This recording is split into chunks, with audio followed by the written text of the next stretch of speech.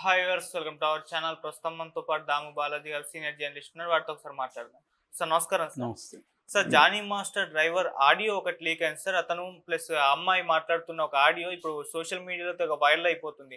మరి ఆ ఆడియోలో అసలు ఏముంది? దాన్ని బట్టి చూస్తే మనకి ఏం అర్థం అవ్వచ్చు అంటే ఇద్దరు వైపు తప్పు ఉందనా లేకుంటే ఒక వైపే? అంటే సోషల్ మీడియాలో అయితే అమ్మాయి వైపు కూడా తప్పు ఉందన్నట్టుగా చర్చ అయితే జరుగుతుంది. మరి మీ ఒపీనియన్ ఏంటి సార్ ఆడియో పైన? మామూలుగా జానీ మాస్టర్ కేసు ఇంకా కూడా కంటిన్యూ అవుతూనే ఉంది. హ్మ్. ఎందుకంటే ఆయనకి మొన్న మధ్యంతర బెయిల్, ఇంటీరియం బెయిల్ వచ్చింది. దానికి కారణం వచ్చి ఆయనకి 'తిరు' అనే సినిమాలో 'తిరు చిత్రాంబలం' తమిళ్ హ్మ్. సినిమా.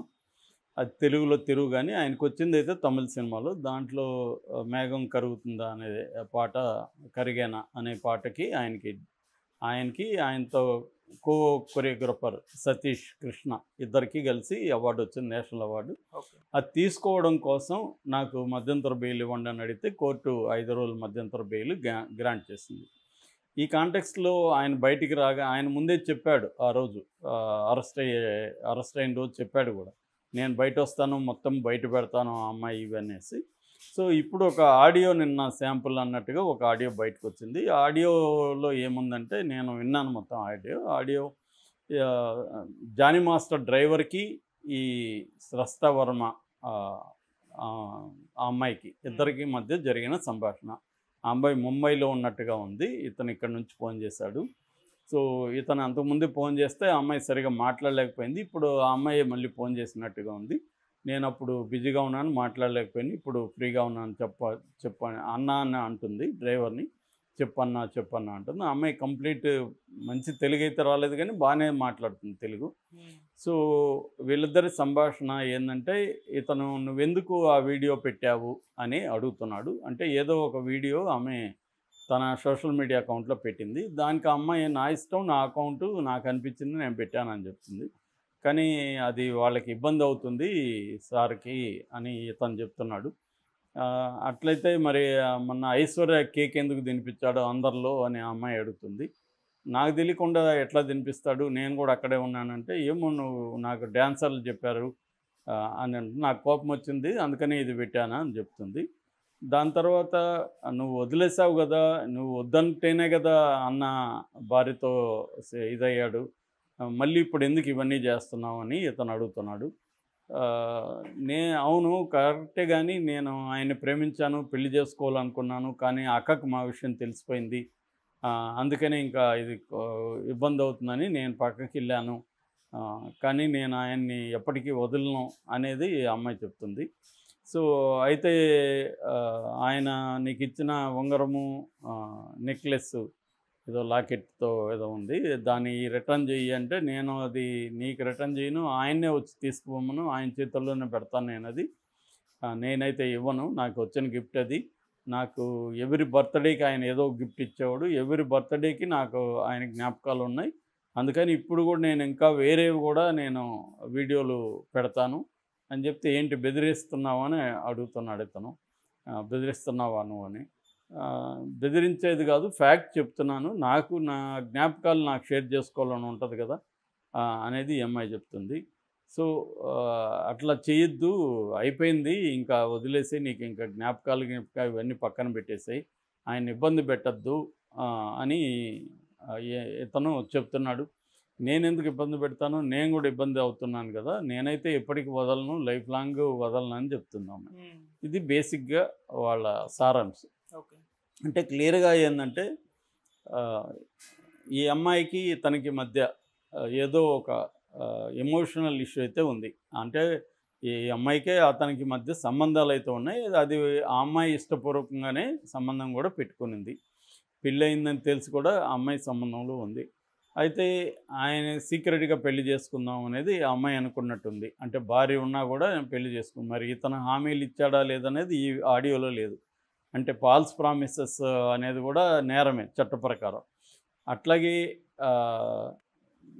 మైనర్ అమ్మాయితో ఆ అమ్మాయి ఇష్టపూర్వకంగా కలిసినా కూడా, మైనర్ అమ్మాయితో అఫేర్ ఉంటే కూడా అది పోక్సో కిందకి వస్తుంది. దాంట్లో కూడా మినిమం 10 to 15 years జైలు శిక్ష ఉంది, అది కానీ ప్రూవ్ అయితే. మరి కోర్టులో ప్రూవ్ అవుతుందా లేదు తెలియదు. ఏదేమైనా ఈ అమ్మాయి ఎమోషనల్గా డిస్టర్బ్ అయింది, తనని పక్కన పెట్టాడు. అయితే ఆ అమ్మాయి తన పట్ల ఆహ్, ఒక కోపం ఉంది. అట్ ద సేమ్ టైం ప్రేమ కూడా ఆ వీడియోలో కనబడుతుంది. నేను వదులుకోలేనంటుంది. అట్ ద సేమ్ టైం కక్ష తీర్చుకోవాలనే ఇది కాదు గానీ, ఎమోషనల్‌గా ఆ కోపంలో ఏం చేయాలో తెలియక వీడియోలు పెడుతున్నాను అనేది అప్పటి వరకు మనకు కనబడుతుంది. సో, దీని తర్వాత ఏమైంది? ఈ ఆడియో తర్వాత, డ్రైవర్ తర్వాత ఇప్పుడు ఎప్పుడైతే ఆ అమ్మాయి వీడియో పెట్టిందో వీళ్ళు రఫ్‌గా డీల్ చేశారా ఆ అమ్మాయిని? ఎందుకంటే ఇతను కూడా బెదిరిస్తున్నావా నువ్వు, బెదిరిస్తున్నావా అని అడుగుతున్నాడు. అది టోన్ మారింది ఇతని వాయిస్‌లో. ఓకే. అంటే నువ్వు బెదిరిస్తే నీ సంగతి చూస్తాం అనేది అనలేదు గానీ, ఆ టోన్ మనకు కనబడుతుంది. మరి ఆ రకంగా ఆ అమ్మాయి ఆ వీడియోలో ఒకటో రెండో పెట్టినట్టు తనతో ఉన్న వీడియోలని, హ్యాపీగా ఉన్న వీడియోలని, అంటే అవేవి అశ్లీలము ఇంకోటే కాకపోవచ్చు కానీ వాళ్ళిద్దరు హ్యాపీగా ఉన్నవేవో ఆమె పోస్ట్ చేసింది. ఆమె పోస్ట్ చేయడం అయితే అది కూడా చెప్తుంది. నేను ఎందుకు పోస్ట్ చేస్తానంటే అతనికి కోపం రావాలి, అతను రియాక్ట్ కావాలనే చేశానని. అంటే ఈ అమ్మాయిని కంప్లీట్‌గా నెగ్లెక్ట్ చేసేయి అతను భార్యతో ఉండిపోతున్నాడు. ఈ అమ్మాయిని వదిలేశాడు. కాబట్టి ఈ అమ్మాయికి కోపం వచ్చింది. ఈ అమ్మాయి తనకి కోపం రావాలి, తనని రెచ్చగొట్టాలి అన్న ఉద్దేశంతో వీడియో పెట్టింది. ఇది క్లియర్‌గా ఆ అమ్మాయి మాటల్లో అర్థమవుతుంది. అంటే ఆ అమ్మాయికి ఏందంటే తనని వదులుకోవడానికి ఆ అమ్మాయి సిద్ధంగా లేదు అనేది అర్థమవుతుంది మనకి. తను కావాలి తను నన్ను వదిలేశాడు కాబట్టి నాకు కోపం వచ్చింది. అందుకని అతనికి కోపం తెప్పించడానికే ఇది పెట్టాను అనేది ఆ అమ్మాయి మాట్లాడుతుంది. అమ్మాయి వెరీ సీరియస్‌గా అట్లాగే ఏమీ లేదు. మధ్యలో నవ్వుతుంది, అన్న అని తనతో సంబోధిస్తుంది. అయితే అక్కడక్కడ కొద్దిగా సీరియస్ టోను, ఒక పెయిన్ కనిపిస్తుంది.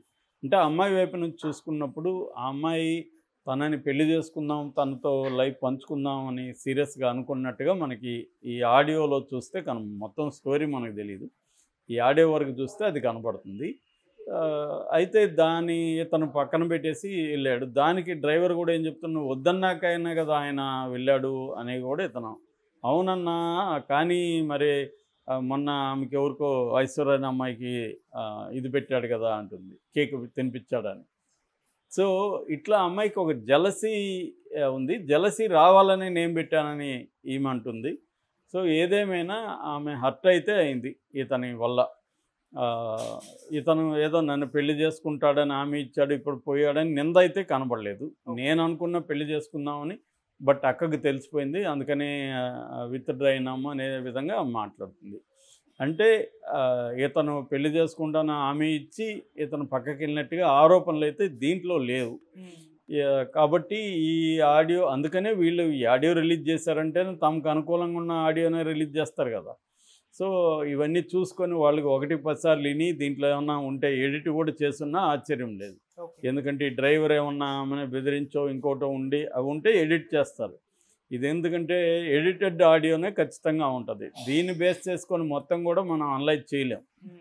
సో, రెండవది అసలు ఒరిజినల్‌లో ఆమెదేనా, ఆ వాయిస్‌ని వీళ్ళు అనుకరించారా అనేది కూడా తెలీదు. కానీ వింటే మాత్రం ఇది రియల్‌గా ఆమె వాయిసే అన్న ఫీలింగ్ అయితే మనకొస్తుంది. ఎందుకంటే మనకి ఇలాగ క్రియేట్ చేసినప్పుడు న్యూయాన్సెస్ వాయిస్‌లో అవి ఇప్పటికీ ఇంకా ఏఐలో అంత పర్ఫెక్ట్‌గా రాలేదు నాకు తెలిసి. నేను ఏఐతో కొంత వర్క్ చేస్తున్నాను. కొన్ని ఏఐ వాయిస్‌లు కూడా నేను క్రియేట్ చేశాను. కాబట్టి అంత ఎఫెక్టివ్ ఎమోషనల్ చిన్న చిన్న న్యూయాన్సెస్ అయితే రావు. అదైతే కనబడుతుంది. కాబట్టి అదైతే రియలే కానీ కొంతవరకు వీళ్ళు దాన్ని ఎడిట్ చేసి ఉండొచ్చు. సో, ఏదేమైనా ఇప్పుడు ఆ అమ్మాయి రియాక్ట్ అయితే ఇప్పటివరకు కాలేదు ఎక్కడ. అమ్మాయి కేసు పెట్టేసి సైలెంట్ అయిపోయింది, గమ్మున ఉంది. మేబీ ఈ లావణ్య ఎపిసోడ్‌తో ఆ అమ్మాయి గుణపాఠం నేర్చుకుంటుంది. వెళితే మనల్ని రకరకాల ప్రశ్నలు వేధించేస్తారు, చాలా ఇబ్బంది అయిపోతుంది అనేది ఉండొచ్చు ఆ అమ్మాయికి. ఎందుకంటే ఆ అమ్మాయి ఔట్ సైడర్, లావణ్య కంటే ఇక్కడ ఆమె పట్టుకోగల సర్కిల్ ఉంది కాబట్టి కొట్లాడుతుంది.